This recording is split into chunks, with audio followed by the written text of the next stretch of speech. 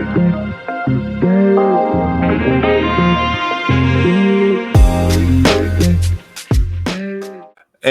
welcome to another edition of the Bullheaded Podcast. I'm your host, per usual, Sean Tyson, here with Zoo and Peebush. How you fellas doing?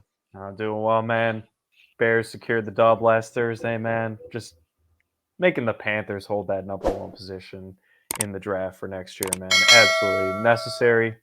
Y'all know I'm always talking about the Bears draft picks next year. Seems to be an annual thing, Zoo, at this point, man. Where are the Bears in the draft and who can they take? And hey, I know we're going to talk about it a little later, man, but with Kyler Murray come back to the Cardinals, it's priming the Bears for a nice little number one position, man. So fantasy football, 2-1 on the week, man. Secured my non-last place in my dynasty league, man. Beat the worst team and 3-game lead now out of last place. That's all that matters, man. All that matters. Can't have that punishment coming my way, man. Fantasy football, man. Yeah, he's on the opposite end. This week, man, the league I care about the most. Blood, sweat, and tears in that team. Negotiating trades, turning down trade offers, trying to Daryl Morey it, man. Got some good assets, but Jesus Christ, this team just cannot get W's. Shout outs to Tony Pollard and Calvin Ridley for the two biggest busts of the year. Tony Pollard is an atrocious decision. Second round pick. I took this guy. I remember I was thinking too. I was like, I got Bijan first round. I don't regret Bijan. I do not regret Bijan because the talent and the coaching situation. That's just an external factor that I couldn't control. But I like the talent and I like his ability. I don't ever regret drafting Bijan. But Tony Pollard is just not that dude. Rico Dowdle. Rico Dowdle, the backup, just came in. Got like 79 yards, a tutty, looking great. Well, I see Tony P getting stuff at the 1 yard line over and over and over, man. And 3 times. Dak Prescott had to run it in once. Dak Prescott had to do a little fake Jake Ferguson. Jake Ferguson, his favorite play. They always do run. It was Dalton Schultz last year. It's the same. When I saw that play call, I'm like, it's so obvious. They love doing that play call. So Tony Pollard, an atrocious decision. I was always a hater on this dude, and I took this brother, man. And I forever regret it because I still remember that day. I was thinking, should I go double RBs? That's my philosophy. But then this guy's a bum, and I could have had A.J. Brown, who was my option. I was looking at the elite wide receiver. And I took Tony Pollard, who's an absolute disgrace, a league loser. That's what he's called. He is a league loser. Pretty much. If you have Tony Pollard on your roster this year, your team does not have that many wins. Dynasty last place, and the one I was just telling you, Zoo. Yeah, Tony Pollard, RB2. Tony P is awful. He's a gadget guy. He's getting exposed. Ezekiel Elliott, he's having a little resurgence in the Patriots right now. Nice little one, yeah. Yeah, he's still built a little. That guy gets story now. Yeah, that guy gets tutties. Yeah, Tony P turns out to be just a cute story. They franchise tagged him. Yeah, they didn't want to pay him. He's a number 2. Yeah. He's a gadget guy, and when you're drafting, they might need to switch, like Rico and Tony. Maybe Tony will flourish that way. Maybe he'll flourish. The Giants defense, psychological. Yeah, I know, man. When your team drops 49 points and 7 offensive touchdowns, 7, and you have 0 touchdowns. I don't even know how that's possible. As an RB1. Yeah. As an RB1 who got red zone look. So that guy is a bona fide bust. One of the worst draft picks in the history of my profession of fantasy football. And I'll never forget this guy. Calvin really third. Okay, that happens. Okay. Yeah. But Tony pissing his pants back because that's what happened when I was watching. I was raging like no other game I've seen in my entire life. Yeah, I stopped watching the game. God. After when you said that, whatever, Tony P shaking my head, I thought he got injured, so I went to the game. Yeah, and I saw the replay where it was the goal line, and I was just like, "What the hell?" Yeah, I was like, "I'm glad I'm not watching this game anymore." Because it's just going, like you said, that's why I turn off my fantasy like updates. I just mute them for the rest of the day because it's like I don't want to swipe because I would still get irritated when I would see other players on my team are scoring, but then you're scrolling through the little like updates and the little things that come up on the screen of your iPhone or Android, and you see like everyone else is scoring, and then you see the Dallas score where they're like 40-something points, and you're like, there is no possible way that Tony P doesn't have a touchdown or even like something to where it's like, oh, he's having a crazy day. He just hasn't scored. Like, because even in the first 3 games, when he had the 2 touchdown scenario with the Giants, he still, those games after, was getting to 17, 18 because he was getting catches and getting up and down the field. But I'm actually happy that Dowdle's doing pretty good because he's a former South Carolina running back who went undrafted because he had like a injury history. But I don't know. I think Dallas, now they may be kind of gun shy because they let Ezekiel walk and then Tony P came in, and then I'm not saying they're gonna let Tony P walk, but then if they switch and have Rico as back number 1, maybe it's just a curse that if you're the number 1 back, unless you're Ezekiel Elliott, you're just not going to be productive with Dallas. I still think it's something to do with Kellen Moore because it's insane how Tony P just falling off a cliff. Like, I know he can't get into the goal line, but I don't feel like last year he was making a bunch of goal line touchdowns. He was scoring from like different areas of the field. Maybe he was running it in like 50-yard tutties, like explosive plays. But yeah, and maybe that has something to do with the play. He was explosive. He was, but maybe he's just like he's explosive as a number 2. But yeah, Tony Pollard is a league loser, man. He if you got him, you're more than likely under 500. So it's been tough sledding for him. But speaking of quarterbacks that been going through some hardships, tough times, whatever you want to call it, we're coming fresh off the Monday night game, seeing Josh Allen have pretty much a dud. Trevor Lawrence, who in terms of fantasy has not been a great guy to hit your horse to, wagon to, whatever. And it got me thinking, with these 2 quarterbacks, both in the AFC, the Jaguars actually are relatively pretty good. They got destroyed this weekend, but I think they're 3rd or 4th in the playoff race right now in the AFC. And then you're looking at the Bills, who are currently out.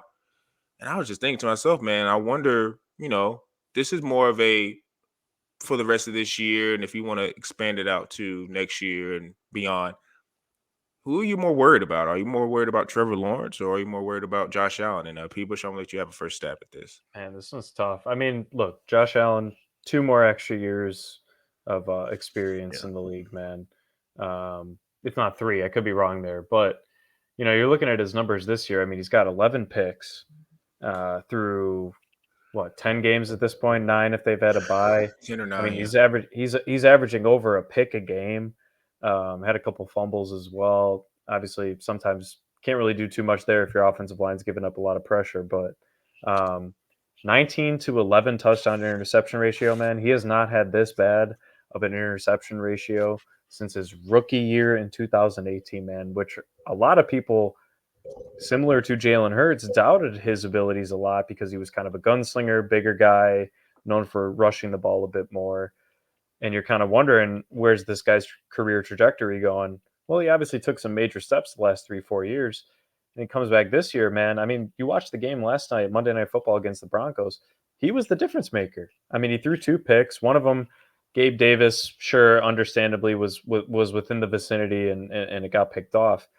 But that's the difference maker in the game, is his turnovers, right? No matter what decisions you're making, you got to put your team in the right position. That's the one thing about Josh Allen. I don't know if you guys have ever noticed this. He doesn't throw the ball away. Like, ever. Always trying to make a play, yeah. He's always trying to make a play, whether it be running the ball, which obviously we know what he can do, and 9 times out of 10, he's making the correct decision with his legs. But when he decides to kind of pull back and say, I'm going to just sling it and try and fit it in a tight window, that's when the mistakes happen, man. And you're playing against a secondary in the Broncos that is no joke. Pat Surtain is a monster young corner, and he, to be honest, he dominated Stephon Diggs yesterday. I mean, he absolutely won that matchup against a guy that I would say 95% of the time is going to beat no matter who's in front of him. I'd say maybe the couple guys that are across from him, maybe Sauce Gardner, Pat Surtain, in years past, Stephon Gilmore of the Patriots, who won the Defensive Player of the Year a couple of years ago, obviously got the best of him a couple times in the division matchups. And then you look over at Trevor Lawrence, man. I mean, 9-6 through 9-10 games, man. Zoo, I don't know about you, man, but I thought this was the year he was going to take a step. I know that's why you bought into Calvin Ridley. I also was very high on Calvin Ridley, just didn't happen to fall to me in any specific fantasy drafts. He's not gotten it going with him. Christian Kirk has had a very nice season. Evan Ingram has had a couple nice games. But, man, it is the ATN show, and I think you can put a little bit of that on Trevor Lawrence, that, look, their running game is working.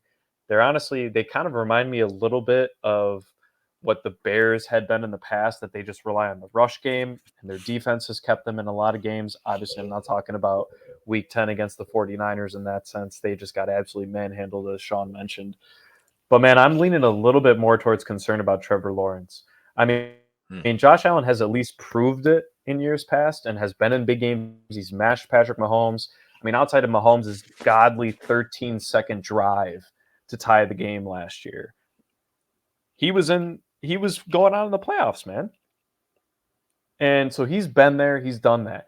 Trevor Lawrence, he had a nice, cute win over the Chargers last year in the playoffs, man. Yep. Congratulations. You had a 500 team. You guys rebounded last year. Very much reminded me of them, and the Lions were kind of on the same trajectory, and a lot of people assumed that they would be continuing on the same trajectory this year. We've seen the Lions take that step. We haven't seen the Jaguars, even though they are the top of the AFC South. So, look, man, I just think that the Trevor Lawrence, it seems like he's a bit hesitant in his game. And when you have hesitancy as a quarterback in the NFL, man, defenses are going to eat you alive.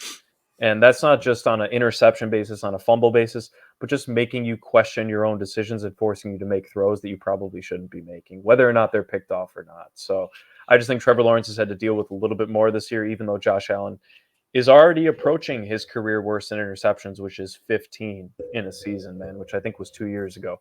He's going to probably demolish that this year. He's probably throwing 17, 18 interceptions. So a little concern for the Bills this year, especially with the way the Dolphins are playing. But at the same time, we've talked about this.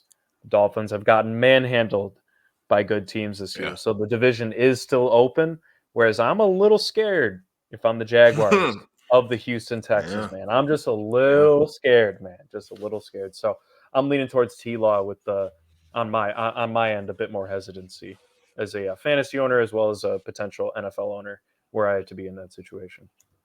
Yeah, man. I gotta definitely agree with you because T-Law, I thought the sky high expectations. I thought I was going to make that leap. Because under the new coach, he made a I would say a solid leap, going from 12 touchdowns to 17 interceptions, which is just absolute garbage. That's just horrible. Absolute garbage. But that's like that's happened to rookie quarterbacks. Like most rookie quarterbacks in their first year struggle, and that's part of part of the learning process. But then he jumped from 12 touchdowns to 17 interceptions to 25 touchdowns and 8 interceptions under Peterson. So you see that, okay, this guy's at least a quality starting quarterback. And then you think he get himself a Calvin Ridley. You think of better chemistry with his players, and that he's going to make that leap. He has 6 interceptions already. Yeah. He has 6 interceptions and only 9. already, and only 9 passing touchdowns. Like his ability to make big plays, like I've not seen it. Like he's closer to a game manager than a game creator. Like he's a game manager right now. Like he doesn't have games where he goes explosive and airs it out 300 plus yards. Like I have not seen those types of elite performances from him this year, which I was expecting him to make that leap. But Trevor Lawrence has not made that leap. Well, Josh Allen, I think it's a coaching thing. They just fired the offensive coordinator. Losing Brian Dable was a huge loss for Josh Allen. Like they meshed perfectly. Like Josh Allen, Brian Dable, they had a really good experience together, and I feel like both guys probably look at each other like, man, I got Denny Dimes and Danny DeVito over here. Like Jesus Christ, like he's had a bad. That is a terrible money, man. That is a terrible QB situation. And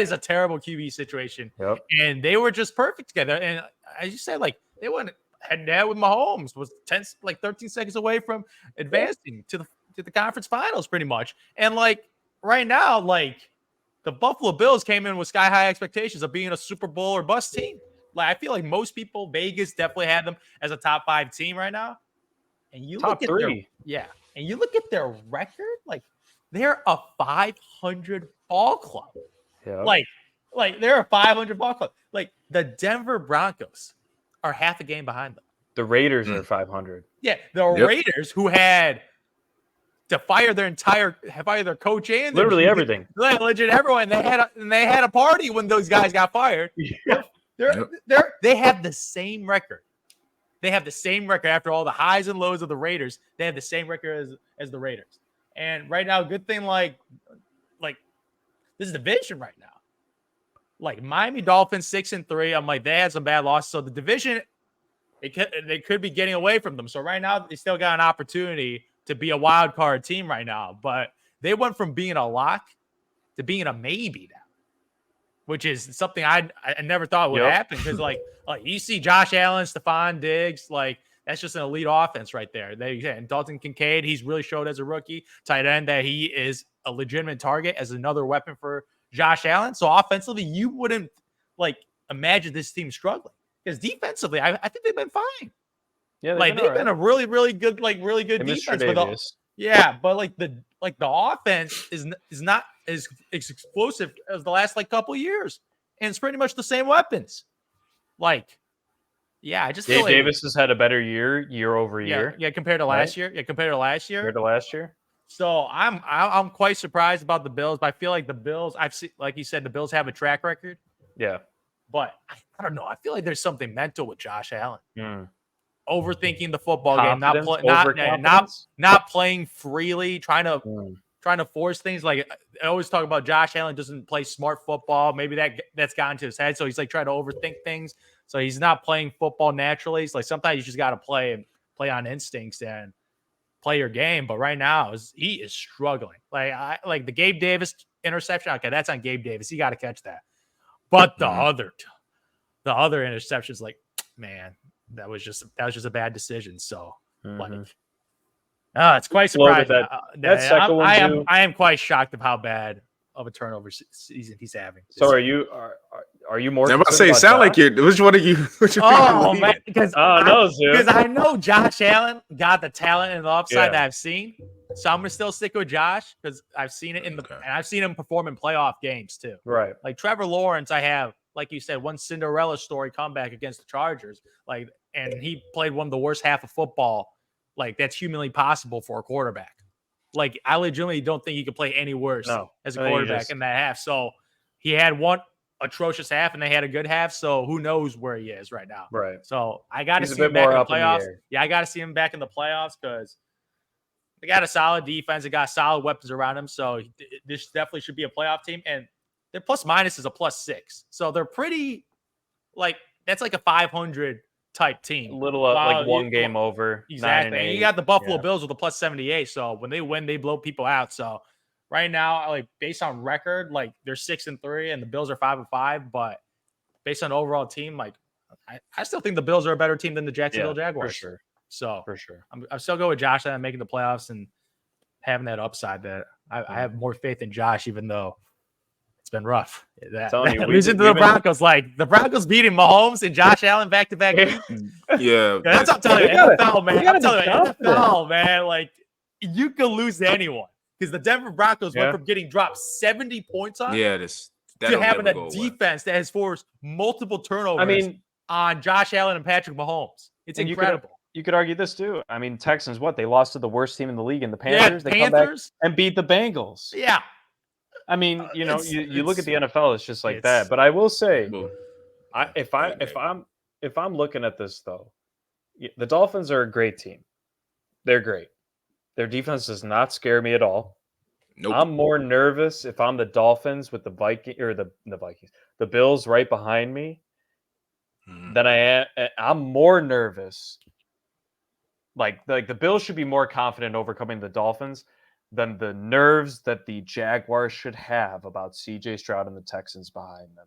Because that's something we haven't been talking about. Sure, their running game hasn't been great. Devin Singletary comes out, drops 150 and a touchdown. What the hell was that? Yeah. That's unbelievable. Against a solid defense in the Bengals, man. They shut down the Bills.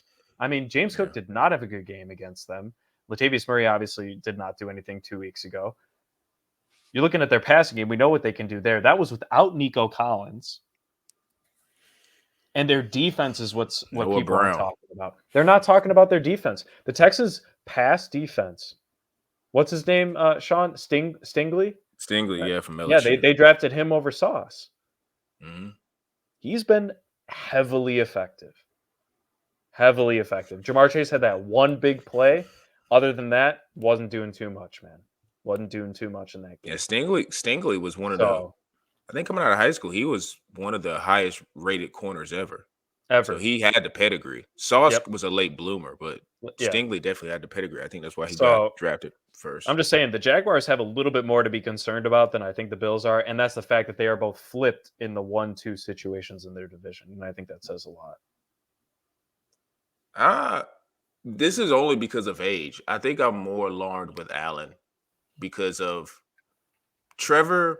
Like his first year, he had, I don't even know who was it. Doug Marrone. I don't even know who the coach was his first year. Trevor Lawrence. And then he got I can't remember who the first guy. Yeah, I think it was Doug. And then who's he got now? I forgot. He's the Eagles. He had Urban Meyer, and then he has. There's Urban Meyer. Yeah. He had Urban Meyer, and then and now he's got what's his name from the Eagles, Peterson. Yeah, Doug Peterson. Peterson. So I know he had to transition in that last year, and that helped him out a lot. I kind of do feel like there might be more of a off-season drill work, rep work that goes into maybe Calvin Ridley being a better fit for him. I know they had off-season before that, but we also got to remember Calvin Ridley didn't play the year before, so maybe that's the reason why it's like a little bit more of an up and down. And two, I mean, Calvin Ridley, he's a nice receiver. He was a good receiver in Atlanta, but I don't think anybody ever confused him with being like a upper echelon receiver. I just think we thought the marriage of him and Lawrence were going to be able to. Well, I think fantasy-wise, people thought he was going to be massive in terms of like his, like a ranking in terms of an all-time receiver in the league right now. I don't think people thought he was going to get there. So I think they have to still work the kinks out on that. And having ETN, I think, can kind of aid to that because he's just such a monster. And he's kind of almost like a bailout for Trevor that maybe if you're just throwing the ball at him a bunch. Like I remember in that England game, he was able to like just dump it off to him and, get confidence. And Calvin really actually had a good game that game when they were playing in England, I think against the Bills. But that's why I kind of still feel like, and they're 6-3, so I feel like they got a little bit of faith, even though I agree with your point about CJ Stroud. Like they don't have much room to be like, okay, let's just still figure some stuff out because you could mess around and be in second place in that division, and you'd be like, oh crap, like we gotta see if we can catch up to the Texans. But I think with Allen, the day ball point is one I've always talked about. Like that I think was a crucial part of Allen and his maturity in terms of being a quarterback and limiting his mistakes. But if we're gonna keep it a buck, I really think he only got his adulations because of Stephon Diggs. If he doesn't have Diggs, I don't think he's a good quarterback at all. I think Diggs really changed the trajectory of his career. Because if you even look at like his stats, he only like I was seeing a stat, and his brother was kind of tweeting about it. Like when Diggs got there, he's had 3 30-plus touchdown seasons. Now I look at that as like not all 30 touchdowns went to Stephon Diggs, but like a majority of them did go there. And then having Stephon on the field has helped guys like Gabe Davis and they should say Khalil Shakur this year. Yeah, Dawson Knox. Like other guys has helped them, get open and score touchdowns. I don't think it's crazy to say he's just a product of Stephon. I feel like he's a product of him. And I also think that a little bit. I think he kind of, because here's another thing. I was looking at these stats because I hear all the time about and I think I don't know who said, I don't know if it was Zoo or P. Bush that talked about his duel with Mahomes. That has helped his rep in the league, and I think the greater people talk about him, and they want to link him with Mahomes. Not saying he's Mahomes because nobody is Mahomes. Trust and believe. There's Mahomes, and then there's people battling to try to be Mahomes. But I think there was a lot of people that was wanting to push him up. He got a Madden cover, wanted to push him up into that echelon because how he battled with him. How he battled with him. But look at these stats. Both of these guys came out in the same year. I looked at these stats, and it kind of shocked me. And it's with Lamar. So if you look at Josh Allen's stats to today, he's 57-29 as a record, 63% completion, 157 touchdowns, 71 interceptions. About 2 You can 1. say with those touchdowns, since, if you take away Stephon, we don't know what those numbers will be, but he has Stephon. If you look at Lamar, he's 52-19 record, 64 completion, 111 touchdowns, 43 interceptions. Look, so Lamar is a better passer, which people would not say that. They would think, oh, Lamar's not the passer that Josh Allen is. Efficiency-wise, he is. Completion percentage, he's better. He has a better record.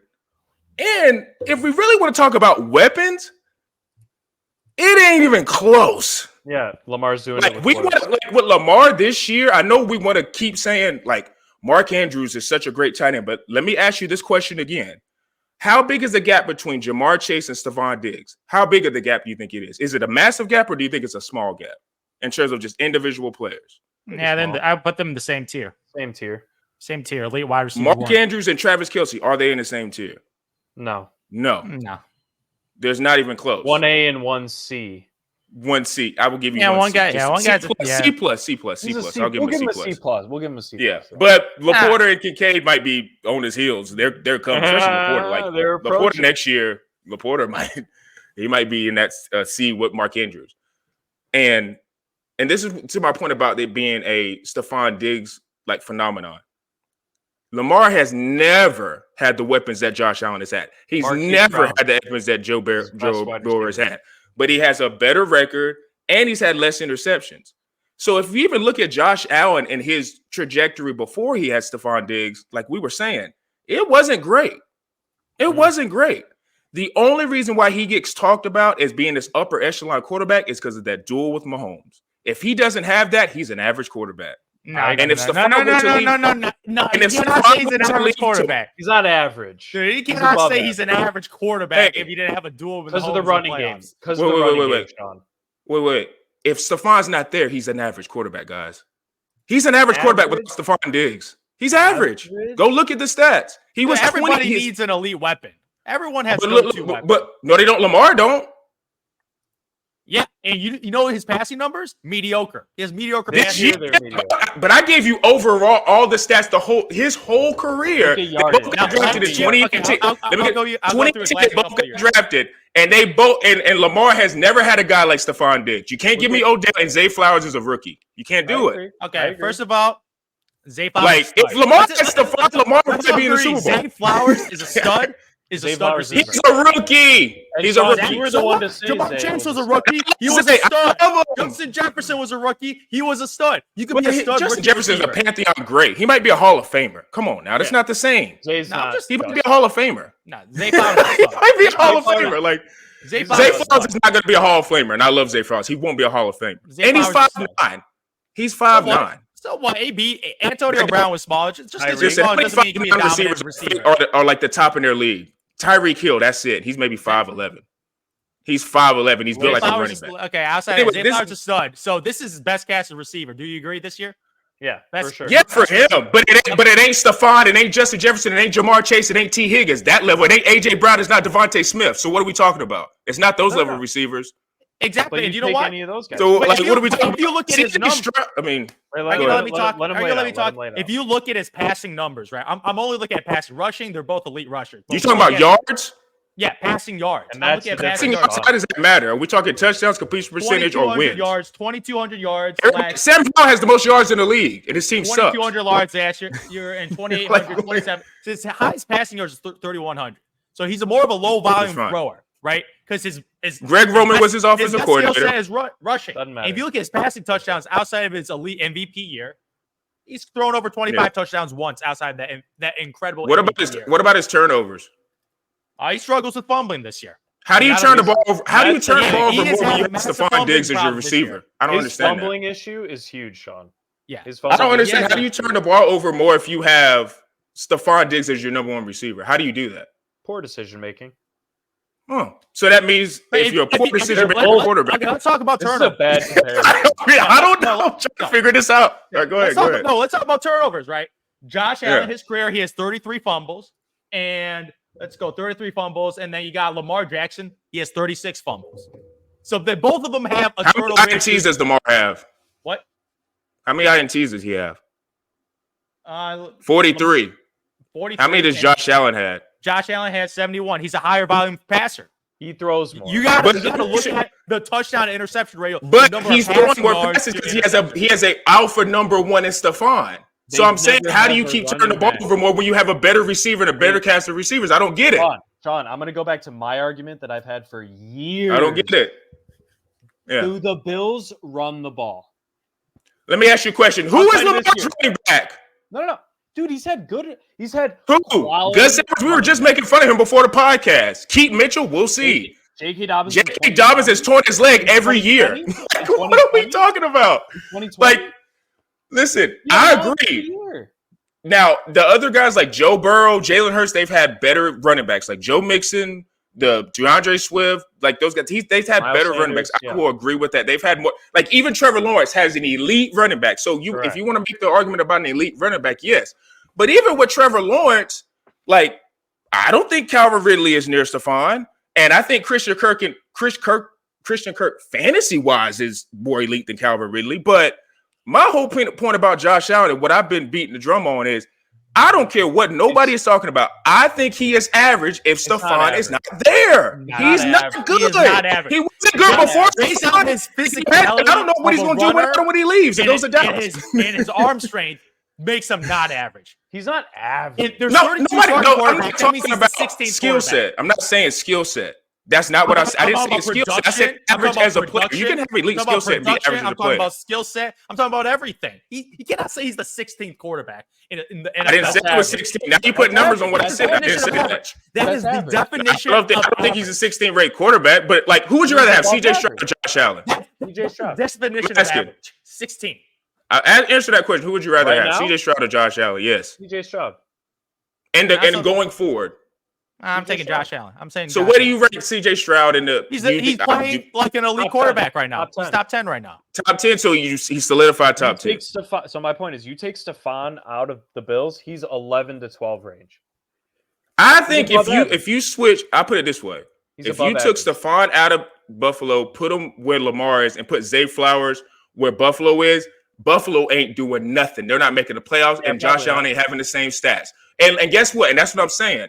Do you think Lamar could make Zay Flowers as good? Do you think Josh Allen could make Zay Flowers as good as he is with Lamar? I don't think so. Lamar does not have the arm strength. Listen, you don't know who I already like with Deshaun and Lamar. Like I know that's why I brought it up. Like Deshaun, but I'm just saying, like, I just think, and I've seen the conversation about Josh Allen and where he's ranked. I think a lot of that has to do is because he had that one game with Mahomes. That's it. He's overrated. I'll give you that. But he's not to the point. Okay. To make you guys happy, I say he's a little bit above average. But what's the difference between being a little bit above average and being average? It ain't a massive gap. Yeah, there it is. Yeah, it is. Yes, it is. Huge. Between an average quarterback being above average, that's the difference. He's not above average. No, I said a Super Bowl and not above average. I got one right here. Kirk Cousins to Trevor Lawrence. Wait a minute. This is actually a good point. I actually might take Kirk Cousins consistently more than Josh Allen. I might take that more. I might take it more. He's a better decision maker. I might take it more. Like Josh Allen's skill set. You're thinking like fantasy. No. I'm thinking reality. If I had a franchise and I had a quarterback, would I rather have Josh Allen or Kirk Cousins? All right, is that what you're saying? Not like right, but I'm just saying like the way that they play the game. Who would you rather have? Thank you. That's literally my point. Because he had the wild card, dude. Him in the red zone, like that is such a huge wild card that I would have on offensive end. He's physically a different player than Kirk Cousins. And I want that physicality. Like skill set. You're right. I'm shocked you say that because you're an Anthony Richardson guy. It's a very similar argument. Like it's hard to Josh Allen is very similar players. That is very true. Their physicality. First off, we don't even know what Anthony Richardson is going to be because he hasn't played enough. They got the same skill set, but we don't know what Anthony Richardson. He might be a better decision maker than Josh Allen. We don't know because he hasn't played. But they do have the same skill set. I will agree with that. They have the same skill set. They run and they got strong arms. I think we can't make a the point jurisdiction about that. Is that the Josh Allen types? I don't want to put Jalen Hurts in there because he has had an unbelievable year, but he's also had some very bad decision making this year, more so than maybe we saw last year. Yeah, he had a lot of interceptions this year relative to last year. That type of play style is extremely volatile. And that's what you're willing to live with versus more consistent play. And I think that's what it's your risk averseness. That's really what it comes down to as a GM. Are you willing to have the big games with Josh Allen where he has a great game? High risk, high reward. Yeah. He even still had a solid fantasy outing last night. And he threw 2 picks that lost his team the game, which is why you have to separate both the reality versus the fantasy, right? That's why I did bring up the point with Zoo. I think Josh Allen would be a great quarterback without Stephon Diggs. Because you got to think about this, Sean. But I'm telling you, But Sean, you can say that about let every me quarterback. finish Yeah, this. Let people get it off. I got Let me you. finish this real quick. Yeah. If they lost Stephon Diggs, they're still bringing in a guy that would be not to that caliber, but he would still do enough. Replacement level. Yeah. He would be replacement level cost, right? And that's the biggest thing. He A would Drake still be London, okay. I guess, maybe. It's not like they would lose him, Sean, and just be like, okay, Gabe, you're number one. We're not adding anybody else. No, they would go out and get someone else, right? And that's the whole point. I understand they would get another player that's Exactly. like So close he to would Stephon be- Diggs. And He'd he be would from be 9 to better. 12 range. He'd be a 9 to 12 range in fantasy. But maybe I'm just topping 7 as a reality quarterback. I'm just looking at all the quarterbacks who have an elite receiver like that, and they're not as bad as Josh Allen. Okay, They're not. This is also his I'm worst looking at year it in a long time. Receivers like Stephon Light receivers that have seriously, let's go through it. Jalen don't play as bad as Josh Allen. Patrick Mahomes doesn't even have the way he has. He's Travis having a Kelce. bad year. He's different. He's an alien. He's Yes, an alien. He's an alien though. But it doesn't. Okay, but we can say Travis Kelce. Justin Herbert. I'd probably rather bagged on him. I'd probably rather have him than Josh Allen. Justin Herbert needs to win a playoff game before we have this conversation. That's true. One playoff game is we need to win some games in the He playoffs. should have won that game if his defense didn't choke away the freaking game. Yeah, his But defense is he the also worst in the choked on league. offense. Justin Herbert did his job. We can't blame that on Justin Herbert. And I'm not a big Justin His Herbert guy. defense You is- know I'm not the Yes. greatest Justin Herbert guy, but I would rather have than a His Josh defense is the Allen. worst in the league. Yeah, it's awful. He's the worst rated in the league. And listen, he had, like you said, he has Kia now, and He's you elite. see what he does. I mean, I know it's not Elite. fantasy, but he's an elite guy. And He's Mike elite Williams wide was receiver until he one. got hurt. Yep. Like, Wide receiver one. I mean, I'm looking at all the elite receivers in the league. It's like the quarterbacks that are throwing them the ball, most of them for the most part are pretty good. Josh Allen is the only one that has any super elite receiver. And not to mention, he has a guy, Dalton Kincaid, who is rising in the ranks in terms of being an elite pass catcher. So you mean to tell me a guy who has, I wouldn't say he's any like super, and Gabe Davis. And to your point, like, okay, Best running James game they've Cook, had. he's not good. He's He's not not it. good. He's not it. No, he's not. Yeah. It. He still had He's too 100 yards last night.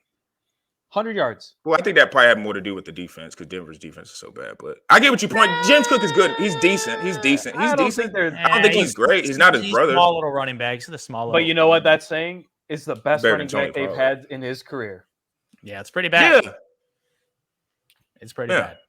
But and I hate to go back to Mahomes, but who's Mahomes running back? Who's Lamar's running back? I mean, after this, before this year, who's Jalen's running back? Let's not compare anyone to Mahomes because this guy is a generational player. Well, that hasn't been touching the history of football outside of like Tom Who was Hurts running back last year? Miles Sanders. We're seeing he's a system back.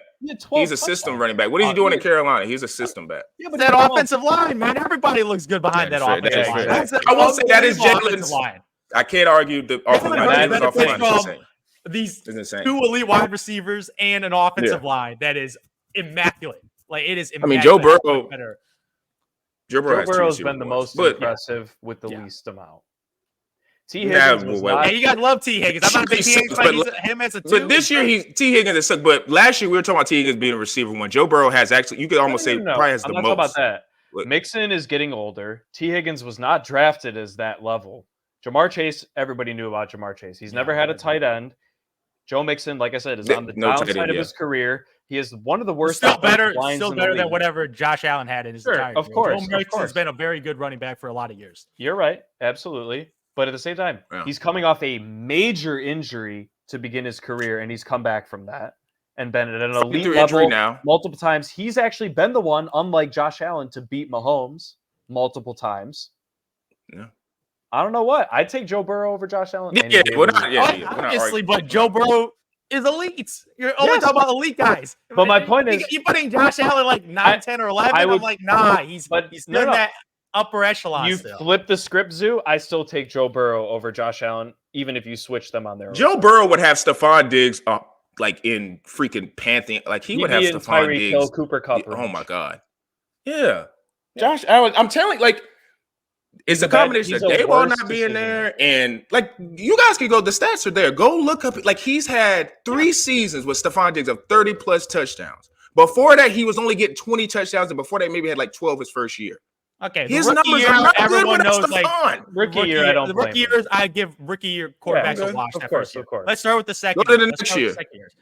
He had 20 touchdowns as a second-year player. That's really good. Only 9 interceptions, over 2-to-1 TD interception ratio. Has over 3,000 passing yards. It's like Trubisky. It's very solid. What was his completion percentage that year? 59%. Interesting. As a second-year player. Under par. Yeah. He was like up. He didn't have Stephon, so of course your completion is not going to be good. Yeah, and then look at the numbers when he got Stephon. It just shot up. It's insane numbers. If you play with a great pass catcher, And of course that your is numbers go up. Jalen Okay, Hurts, so you just made my point. We can You move can on. say the same thing about Jalen Hurts. You can say the same thing about Joe Burrow. But Jalen Hurts got to the Super Bowl with his. Josh Allen hasn't done that. Sorry. And running game. Whatever. We can make excuses, but Josh, I can just go down the facts. Josh Allen has talent to get to a Super Bowl, and he hasn't got there. Jalen Hurts has got there. Patrick Mahomes has got there. Joe Burrow got there. Yeah. With elite weapons. Josh Allen hasn't. So I don't want to hear it. I just don't want to hear it. That's fair. Because I feel like we make a lot of excuses, and he's the bag cover guy this year. So everybody's in his. Sean, you know what they are? They're the Clippers of the NFL, man. They're the Clippers of the NFL. That might be perfect. That might be perfect. Oh, wait. Even though I will say this. Or maybe the Celtics. I don't know how you can equate. So I guess Josh Allen gets to the NFC Championship game or AFC Championship game versus the Clippers. I don't think I guess the Clippers did get to Western Conference Finals, but without Kawhi, they did, I think, when they played No. I don't think they have. Wait, who did they play where they lost they went 7 games? Who was that team they went 7 games with? Phoenix. Yeah. Yep. Was that Western Conference Finals or was that the? That might have been the Western Conference Finals because that was the Chris Paul, Devin Booker year where they lost to Giannis. I think that was that year. You might be right. I don't know. Whatever. Yeah, but I'm about to say I'm trying to equate which one's like a stronger feat because I would almost say Josh Allen dueling Mahomes in the AFC Championship game is a bigger feat than the Clippers 7 games in that. Yeah, we're stretching right now for the discussion, boys. We're stretching right now. I know. Yeah, it's just like I said, I was looking up because I didn't know him and Lamar Jackson the same year. To be honest, I am a little concerned with how he's been playing. More so on the decision making. He's making some Russell Westbrook type decisions right now, Zoo. Shout out to Russell Westbrook. It was his birthday not too long ago. Interceptions, though. 11 interceptions, 19 touchdowns. It's not horrific. It's not horrific, but for his standards. His standards is different. It's not horrific. Now, would you consider, Zoo? Mahomes this year, under par. Mahomes? Yeah. And you know that's a fact. He's not playing up to his normal level. He's not playing up to his standards either.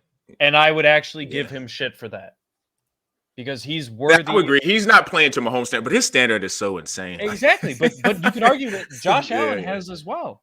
Yeah. Josh Allen's last 3 years has been a great 3-year run. Unbelievable. Lamar Jackson underperforming this year. Yeah, I agree with that. You can testify to that, man. Yeah. I don't know. I feel like Lamar hasn't performed for a lot of years. Like he's been injured, so obviously he can't control injuries, but it's been a while since we've seen him play at an elite level for sustainable amount of time. Yeah. This year will definitely in terms of playoffs this year, like I'm not so sure, and we could end it on this one because we have been going long on this one, but which I figured we would. That's why I wanted to go first. But I kind of am nervous. Like if I'm a Bills fan, because looking at where they are right now, if the AFC North doesn't start shaking out, they're not getting in because then it's going to come down to the Bengals and them. And I trust Joe Burrow to get into, somehow, because they're not in either, but like somehow to sneak in. Like I just don't have faith in the Steelers, Bills. Man. Like I don't think the thing is, I'm gonna go ahead and break it news now. I don't think the Steelers are gonna have a collapse. They're just figuring crap out every week. There, man. It's annoying as hell because it's like, how the hell are they doing it? But they're just figuring it out and they're gonna get in. They're just gonna get in. I don't know. I won't say it's luck because they are playing. Their defense is elite. Their running game's actually been doing well lately. Yeah. Jalen Warren, 100 yards. Najee and Jalen Warren off waivers. Very productive. Didn't have luck. Jalen Warren's the new Tony P, man. Well, speaking of. Jesus Christ. He might be a little bit more physical than Jalen. He's more physical for sure. Or than Tony P. Jalen Warren gets tutties. Yeah. He's a tougher runner. He's actually taking carries away from Najee. But speaking of quarterbacks who are in the crosshairs, Kyler Murray came back. Actually started him in one of my leagues. Didn't matter because I got blown out in that league. But it was nice to see that he was able to come back and look like a decent quarterback for the amount of time he's missed. And there's been a lot of rumors with Arizona with the direction of what they're trying to do. and Kyler coming back. I don't want to say they're on different timelines, but if I just had to guess, I think the front office is probably wanting to lose because they want higher draft compensation. And I think Kyler's coming back and he's wanting to prove, hey, I can still play. So whether that's with the Cardinals this year or whether that's with another team next year, he's wanting to prove his worth. So I think there's a little bit of a clash in terms of how front office and Kyler's looking at it. So, it makes his future very, very interesting. And I'm going to ask the fellas, when it comes to Kyler Murray, where do you envision it going? Do you see him with the Cardinals? Do you see him with another team? Do you see him being, having these, I think before he got paid, he had those cryptic tweets and all that type of stuff and taking stuff down off of social media. So, Z, what do you see Kyler next year? Yeah, it's very, very interesting because I thought this year was going to be a full-on tank mode, resting Kyler Murray the entire season. It would be the Joshua Dobbs show. But when Kyler Murray was pretty much a week away coming back, they shipped out Joshua Dobbs immediately. And that guy, no hesitation. Yeah, legit, immediately. And the guy has been very productive as a backup quarterback. And this guy goes to the Minnesota Vikings, and all he does is win right now. All he's doing is winning over there in Minnesota and rejuvenating a franchise that just lost their franchise quarterback in Kirk Cousins. So that just shows there's some belief in Kyler. I thought they're going to go full tank, full rebuild, use the draft capital, and pretty much restart the franchise. But I think what they've done getting rid of Joshua Dobbs, which surprised me, it's the Kyler Murray show, and it's his team. Yep. It's his franchise. He's came back. He looked, for being off a year, he looked pretty good. Yeah. He was running around the pocket. There was a couple times he should have got sacked for a 10-yard loss, but he's able to maneuver. So you still see that he has that mobility. He made some nice deep pass. Him and Trey McBride got a little connection out there. Shout out to him. He got 10+ targets, got over 100 yards. So Kyler Murray, we forget. This guy, when he was healthy, put up some elite numbers. Elite numbers. His ability to create time in the pocket for his receivers to get open is a special ability. Obviously, he's a shorter dude, so his size is going to limit him in the future, and his ability to get re-injured just based on size, he has a higher injury risk. He just has a higher injury risk. Sure. You just got to live with that risk. They knew that when they drafted him first overall, so you already took him as the first overall pick, and you signed him to a massive contract extension. You ship out the backup quarterback, so I think they're all in on Kyler Murray, which I was shocked to say, but I think they're all in on Kyler Murray and going to try to build around him with the future assets they have. So Kyler Murray, I'm very impressed that first game back. Yeah, that was first game, because usually after being gone that long from football, you look a little awful. Kyler Murray, I was like, oh. Sorry, I had to work it in.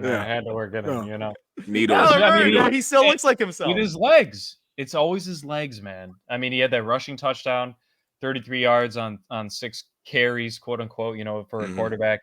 Can't complain there. Willing to put his body on the line. I think the mental ability to put yourself in situations where you could get re-injured after coming off such a massive injury less than a year ago. Zoo and I hate to bring this up, Zoo. We saw Derrick Rose have issues with that. And I'm not trying to just bring that up out of nowhere. But it is an issue. When you have a major injury, the mental aspect can really affect the way that you play sports. And for him to come in and do this, I mean, he threw for almost 250. I think, did he throw an interception? He might have thrown one. Didn't throw any touchdown passes, but he was moving the ball. He had over a 50% completion percentage, which for your first game back in an NFL game against a secondary that a lot of people are surprised is to actually top 8 this year in Atlanta. I mean, they're not a joke. Obviously, they've given up some bad games. You could call it play calling, whatever you want to call it. But he had a solid game. They have James Conner coming back, who had, once again, coming off an injury that could have lasted a lot longer than I think a lot of people expected. I personally did not expect him to come off the actual 4-week IR slot. I thought maybe he'd sit out one extra week, kind of feeding into the whole tanking thing that Zoo was talking about. But this team, Zoo, you want to know what I'm nervous about for them? Because as a Bears and Panthers pick shareholder, they're poisoning themselves. They're poisoning themselves for that 3rd pick to take Marvin Harrison Jr., man. That's what they're poisoning themselves for. If they end up getting the top pick somehow, I kind of see it right now falling to either the Panthers or the Patriots. That'd be a nice tandem with Marquise Brown and Trey McBride and James Conner, man. That offense would be solid. They could focus the rest. Got to remember, they also own the Texans pick from the Will Anderson trade last year. Obviously, we know the Texans are trending A lot upwards. better. Yeah, a lot better than people have expected. Trending especially upwards, with the but that's rookie still quarterback. probably going to be around a 18 to 20 pick, if I were to guess, based on how the year Yeah. ends up shaking out. You could take another solid tackle, maybe a defensive edge rusher, which is very deep this year. If you want to not take Marvin Harrison Jr. early on for some dumbass reason, focus on taking an edge there, solidify that defense. This team could end up being poised if Kyler Murray continues to progress over the next 7-8 weeks to being a solid team next year, man. It's really just going to end up how the rest of the bottom of the draft ends up shaking out for who they might end up. But I think they avoid Caleb Williams and Drake May. But this is the only question I have. I think I side more with you guys. But the only question I have is, no, he got injured. To Zoo's point, the injury history. And, the whole video game crap and him not studying, I wonder how much of that kind of, I don't know who's still in the front office. Maybe there's still guys who are there. I know the head coach left and he's got to do head coach. But I wonder how much of that is dictating what direction they want to go in. Because if they're at the point where, okay, yes, Kyler Murray came back and he did look good, and he's probably going to end up probably being really good towards the end of the year because he just came out guns a-blazing in the first game back. But I wonder how much of it is going to be, do we want to just, we got a new coach last year, the quarterback draft this year, like you said, the top three, most people would say it's Caleb, Drake, and maybe Michael Penix or JJ McCarthy, whoever, but they're all guys in the 6'3", 6'4". I think Caleb Williams might be the shortest at like 6'2". But like they're sturdy quarterbacks, big arms. They're all, for the most part, athletic. Do they kind of, because they have a history of this with the guy before in Josh Rosen, where he was the savior, quote unquote, from UCLA. He's the guy. And then Cliff Kingsbury is like, nah, I know Kyler. I know his family. We're going to do whatever it takes to get him. And I don't care we drafted you the year before. Josh Rosen, you're out of here. Now, Kyler's been there, obviously, a little bit longer, and he's established himself as a pretty good quarterback in the league. But I just wonder if that direction is somewhere they just want to go, because I think at the apex, Caleb Williams and possibly Drake May might be better. So I don't know if the growing pains, and that's tough for me to even say, because Kyler, athleticism in terms of just buying time and getting out of the pocket and making spectacular plays, I think is top 2 in the league. So that's kind of hard for me to say that I think Caleb Williams, and even though Caleb Williams is spectacular and Drake May can be better than that, but it's just profiling right now. I think they got to see how the rest of the season plays out. But I think they're going to win. I don't think they're going to lose. And that's what I'm saying. They're going to lose. You already paid him. Yeah. All right. I would argue that the Bears. Would you be willing to trade him? Yeah, but it's got to be the just that where to, though. Yeah. Perfect offer. Where is he going? What are you getting back? Is it right now? Are you trading for a player that can affect your team right now? Is it draft capital? Well, I think it's past the deadline, so yeah, they can't do anything right now. Right, they can't do it right now. They'd have to wait till probably the offseason. I wouldn't say Minnesota, but like Dobbs is balling. He's lit. He's a good runner, man. He's the Charlie Villanueva of the NFL, man. Charlie Villanueva, man, of the NFL, man. I don't even know, like, if you were to trade him, like, the Giants would probably take him. Oh, for sure. They take on that contract. But they might be in the market for just trying to start over and get another quarterback. But, yeah, I don't know what other fits he would be. There's no other – I don't know. This is off the cuff. But I'll take the Bears. How long does Matt Stafford have? Oh, he's going to retire soon. That would be a nice – that would be him and Puka Nacua and Cooper, and then whoever the hell they got at running back, which is committee. He's not a wide receiver favorite quarterback, though. That's the thing. He never has been. Cooper won't be breaking records. We saw Trey McBride have a great game, but that's his pacifier, man. That's the guy that he needs to go to when he's looking, when he's running around like a bobblehead, man, just like running around. He does actually like a bobblehead. 10 yards. Trey McBride makes it into 20. So that's funny. He kind of does like a bobblehead when he's out there running around. Yeah. He does. I don't know. They're probably that's why I agree with you guys. They're probably just going to stick with him, and he's too good. He's going to win games, and they're probably going to be in that maybe 3-4-2 range or whatever. Probably 3 or 4 range, and they're just going to probably draft an edge or a receiver. But it is interesting to see like what they could do, because Minnesota was my pick months ago, but then Dobbs came in, and it's like, I like that. Like Dobbs, I don't know how great he's going to be, but he, it's going to be interesting to see when Jefferson comes back, what he looks like, because That's another team that could be sneaking into the playoffs. We're like, wait, Minnesota's in the They're playoffs? 6-4. Wait, Yeah, they're they're like right now. What the their hell's going record is on? like way They're better 6-4. without Justin Jefferson. They're 5-4. Yeah, that is crazy. That is the craziest thing. I think they're like over with Justin Jeff. Mm. Yeah, They didn't win a game, I feel like.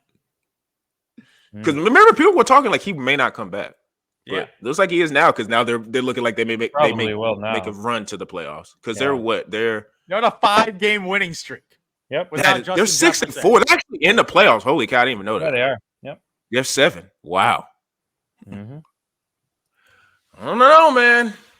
But yeah, college probably definitely stands. So we were all in unison in that. And right now we are transferring to our week 11 bets of the week. There is no nobility in poverty. I have been a rich man and I have been a poor man, and I choose rich every fucking time.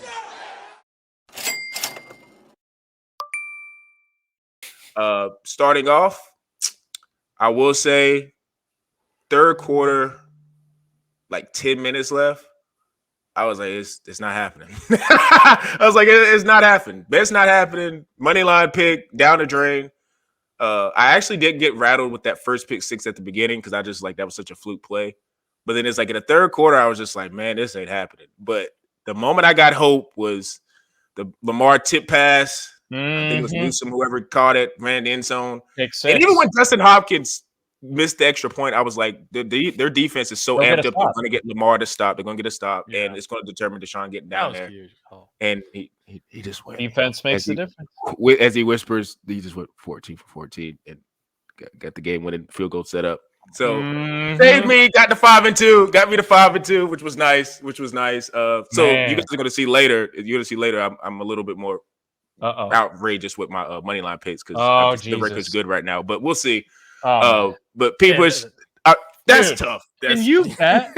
Are you shitting me? I'm sorry. I got that's insane. Brian Robinson Jr. has a monster game like I told y'all he was going to have, man. He did. Game, eats against points. the Seahawks out of the backfield, man. If you guys are looking to make good bets, running backs that can catch the ball against the Seahawks, man. Gibson had a good game, too. Gibson even had a great game. He had that nice... He had a touchdown, right? He had a touchdown. Did have a touchdown. Receiving touchdown. Brian Robinson, I know he had that 50-yard fluke, but they continued feeding him the ball. Monster game. Huge for me in Dynasty, man. CMC. Yeah, that's... They were trying, man. They were trying hard.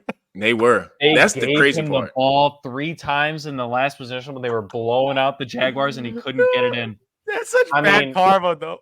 You want to know what that man? That's just absolutely ridiculous. I've picked CMC a couple times in this league, man. He's been the one to actually be the 1 out of 2 legs. Debo took the touchdown. Legs. That's what Debo took the touchdown. Obviously, Brandon Ayuk scored. George Kittle had that nice touchdown as well on the long drive, man. So, of course, CMC, the guy who's guaranteed to score a touchdown, does not score for me. Yeah. Unbelievable. 1-9, fellas. Just absolutely brutal on the touchdown parlays this year. But we're going with 2 guys that are just live to fight another week. Blue bloods. Austin Eckler against your Packers Zoo. Jalen Warren, Najee Harris coming off 2 huge scores last week. They're just horrible against the run this year. And obviously we know the game script with the Chargers against Packers, barring a major Justin Herbert poor performance, will end up favoring the running game for the Chargers. So I'm leaning that way with him. Probably in that -110 to a potentially +100 range. And then the other one, man, Tyreek Hill coming off the bye week, off a rough game against his former team, Chiefs. But he is fresh and ready against the Raiders, who I know they beat the Jets on Sunday Night Football, man. But let's be honest, the Jets were moving the ball against them. They were moving the ball. They just could not do anything in the red zone or the gold zone. As your boy, what's his name? Zoo? Who's the OC for the Jets? He was the Broncos. The drinking buddy. Is it the drinking buddy guy? Yeah, Rodgers drinking buddy. You know what I'm talking about. Whatever. He calls it the gold zone, though, right? Well, Nathaniel Hackett. Nathaniel Hackett. There it is. Drinking buddy. Nathaniel Hackett clearly has no idea what he's doing outside of Aaron Rodgers. But I obviously believe in the Dolphins being able to do so against a team like the Raiders, even though the Raiders defense has been above average this year. I think the fantasy they're ranked around 15th. But we know what Tyreek Hill can do. He's open for a big play every time. So I got the Eckler, Tyreek Hill parlay for anytime touchdown scores this weekend, man. Fingers crossed. Fingers crossed, huh?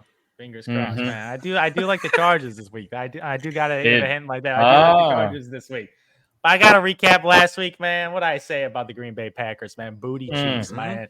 The Steelers just take care of business. The Steelers barely. Pick it. And then like Jordan Love throws a pick. I'm like, classic. Just classic. Oh, God. Yeah. I'm telling you. Like, I watched enough of Jordan Love, man. I watched enough of him. He ain't that guy, man. They might be in the market for a quarterback. No, Tyler. They He won't go there. Yeah, Because I'm telling you right now, Jordan Love, the amount of interceptions this guy has, man, he has 10 interceptions and 14 touchdowns. It's just like he's a turnover machine. He doesn't even got that upside because he can't really throw the deep ball. Even though like the running game was pretty solid for them, but man, the running game for the Pittsburgh Steelers. Jalen Warren, 101 yards. Najee Harris with a resurgence after a couple of really bad games because he got a lot of carries. It's just not a whole lot of yards. But right now, it's like, oh, he's getting 5 yards. A couple good games now. Yeah, he was stringing together a couple of good games. Like Kenny Pickett is still garbage. Like he's just garbage. Like he's awful. Yeah. Like he's just awful. Like without 14 Jair, for 23 for 126 passing yards. Jair, QBR of a 24.4. That was his QBR. I know the Packers actually have a pretty good defense, but that is just an atrocious offensive performance. Like I'm like guys like George Pickens, Deontay Johnson, like nobody gonna eat as a wide receiver when you got Kenny Pickett throwing balls. When you get open, just got to make the deep ball pass and cashing in. So, oh man, the Pittsburgh Steelers taking care of business against my shitty Green Bay Packers, and I'm gonna bet against them again, man. Chargers only a +3, man. +3 against the Green Bay Packers against that. I love the Chargers, even though their record's not good. I watched their offense; they have an incredibly good offense. It's a very efficient offense, good running game, rushing attack. Your boy Austin Eckler, but Justin Herbert with Keenan Allen. Like Keenan Allen had a virtuoso performance last week. Like he has been unbelievable. Like Keenan Allen, most of his career, he's just struggled with injuries. He just usually gets battered up. But this year, even though he's the oldest he's ever been, he's been extremely healthy and he's been the number one option. And they need him because Quentin Johnson, he ain't that dude yet. Like he had a nice game. He had a nice game. He scored a touchdown, didn't he? The amount of opportunities like this guy's gonna get right now, because obviously with Mike Williams out, like Jordan and Josh Palmer. Josh Palmer, who's the number 2 guy out. Like Gerald Everett, like he just really he got the 6'7" guy. Like he just doesn't have that many weapons right now to throw to. Keenan. So right now it's just been the Keenan Allen show, and he's been showing a lot this year for a guy in his later years, pretty much probably having the best season of his career so far. Yeah, absolutely. Right, which is incredible for a guy at his age who you think will be declining as the wide receiver. Yep. He's probably having the best season of his career. So that Herbie to Keenan Allen connection, man, is incredible. That offense still got. I'm telling you guys, I love Kellen Moore's offense. Like he's very creative on offense. So I love the offensive attack. Like this is a team in the Chargers. They scored more points than the Chiefs by 50 points overall this season. Yep. Like the defense, man. Yeah, you're talking about the LA Chargers. The defense got issues though. But when it's Jordan Love, it doesn't matter. Because he can't take advantage of busted coverages. Facts. You got to be able to make the deep pass. Like Luke Musgrave, I like him. He's another young tight end I actually like. One. But if he was in a different situation, I would feel like he'd be a lot productive because Jordan Love just can't make those deep passes when you get open. So I'm just betting against the Green Bay Packers every single time. Give me the Chargers. I see 3 points. Keep it riding, Zoo. Keep it rolling. I see 3 points. That's all you need to do. Like, and when the Chargers win, they win by a decent amount. Like they win by 4 or more every time they get a W. And the Packers, this team is just prone to get blown out because the offense is just not there. Like it'll be hard for this team to put up even like 17 points against the Chargers defense. I got 2 things I wanted to say, which is one I just looked up. I did not know this, but did you know Quentin Johnson got drafted before Jordan Addison? Yep. Imagine him with the Chargers. My God, him and Keenan Allen. Oh. Yikes. Jordan, that's a deep threat right there. Ooh. Yeah, they probably wouldn't have the. Even me, Jalen Rieger, Justin Jefferson. Oh. Right, not comparing. That might go down as one of the all-time. Because, like I said, I think Jay Jeff's probably gonna be a Hall of Famer. But the look on the Vikings front office, man, that's just the funniest thing. Man. Good looks. It's crazy. I think this is interesting, and I just from a fantasy perspective, I was wondering this because we keep talking about Jaylen Warren. if you only have one pick, and it doesn't matter. I'm not talking RB2, RB1, none of that. But like you can only take these two guys. Who are you going to draft next year first? Tajay Spears or Jalen Warren? Jalen Warren. Jalen. I haven't been dynasty. I just saw last week with Tajay contract. how many carries he got. And I was Beautiful. like, that is interesting. Traded Jordan Love for him, boys. Traded Jordan Love for Jalen Warren on a 3-year contract. That's a good trade. Absolutely Oh, beautiful. yeah. I just wonder what the thing is. Going down to 0. Beautiful. Yeah, it'll be interesting to see what their draft composition, what they do in the draft. But I don't know. I just saw Tajay's.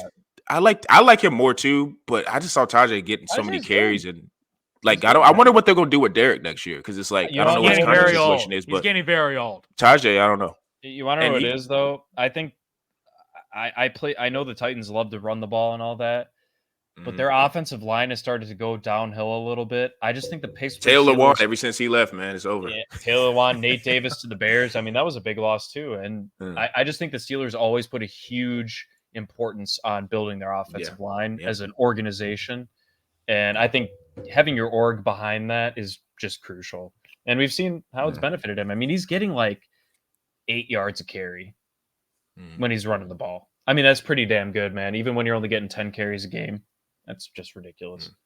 So this week I wanted to switch it up.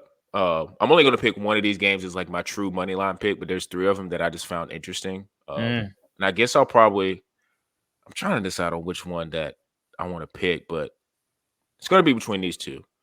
But I'll start off with the Texans and Cardinals money line. It's 4.5. Why is that so low? It's at Houston. Murray. And that is what I feel like is one of the 2 factors. I think it's Kyler Murray coming back, him looking decent. Connor's back too. The whole high. Listen, I don't care who you are, bro. Love CJ Stroud. Rookie quarterback on the road, last minute drive. Him and that team is probably feeling themselves, bro.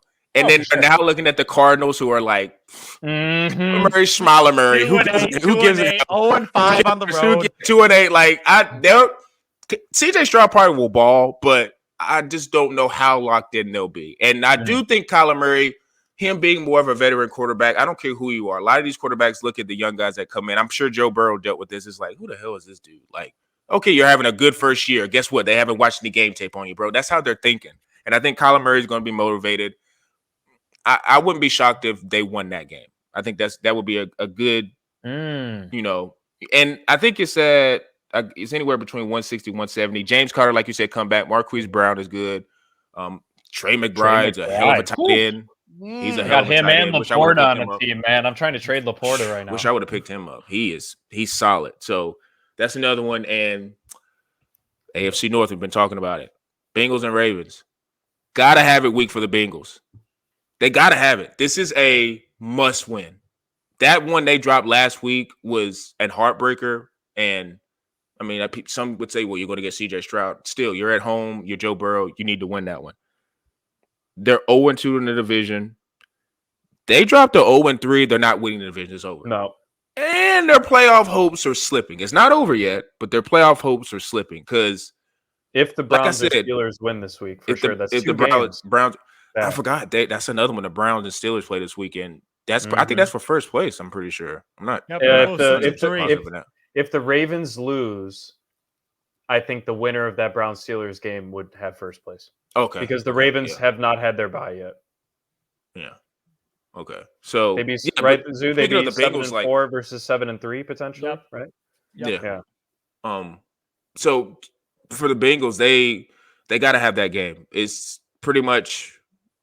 I wouldn't say their season's on the line, but just the trajectory. I just don't know how they're going to be able to even fight for the division. And like you said, in the AFC, it's a whole lot more competitive with, like you said, you got Houston, Buffalo's right behind you. Like, there are teams with competent quarterbacks that could make it life tough for you and you not make the playoffs. So they got to have that game, which, above average how they quarterbacks. Facts. And I think that money line is right around like plus 162, 165. It just kind of depends on what site you're looking at. And this was like my super long shot. And after this one, I'll go back to which one I think I'm going to pick between the Texans one and the Bengals one. I said this when the 49ers played the Bengals. And they were like, God, it's like, do the Bengals see blood in the water with the 49ers? Like, do they feel like they can stomp on them after they kind of had? Now I think at that point they lost 2 in a row, and the Bengals came in and beat them. They're like, yeah, they saw blood in the water. The odds on this is plus 270. What would it just do to the Bills this weekend? Defensively. The Jets already beat Wilson, I'm not banging on him. But what if a scenario happens where they run the ball and they play elite defense against Josh Allen? It's very possible. Because they already beat him earlier this year, which was a fluke play with the kick return, whatever. But I'm taking Sauce Gardner over Stephon Diggs. I'll just say that right now. Well, yeah. I mean, Stephon will probably get like 5 or 6 catches, but he'll do. But not Sauce is gonna make life hard for him. Yeah, because we saw what Surtain did. We saw what he did. Surtain put him in a cage. Studying that. The only reason why I feel like this is just if you got the bukus of money to just throw away, you can maybe throw something on this game because nobody trusts Zach Wilson.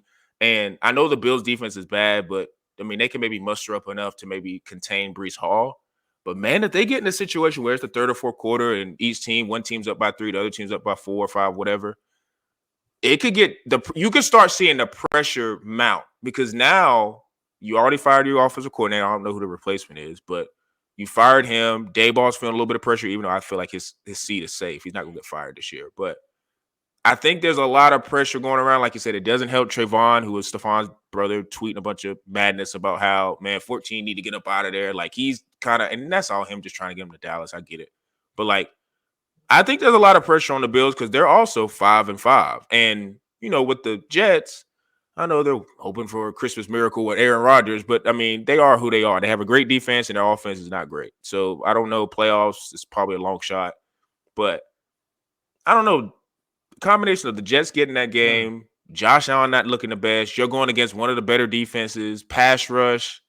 I don't know. That is the one I'm staying away from because I just don't trust the Jets offense.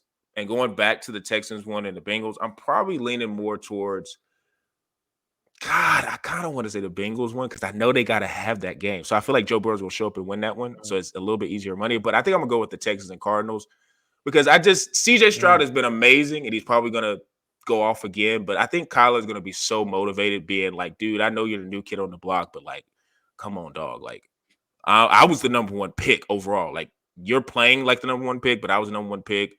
I got Marquise Brown. I got James Conner back. We'll see what happens. So I think I'm going to go with that one in terms of money line picking. Like I said, on that one, it is 160 to 170. So depending on whatever site, Vegas Insiders,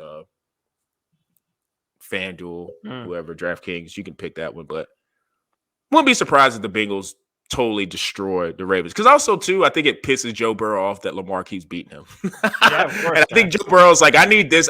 Joe Burrow's like the type of competitor where I know he gets compared to Mahomes a lot and all that stuff, but I know deep down, you know, all those guys think about their individual records with other players, and he's just like, wait, I haven't beat Lamar ever? Like, huh? Like, no, this needs to end now. So, like, maybe he just goes crazy and nuclear. Who knows? Gonna need Jamar Chase to have a legendary game too, though. But yeah, so those are my picks for that. And those are our, overall picks for week 11.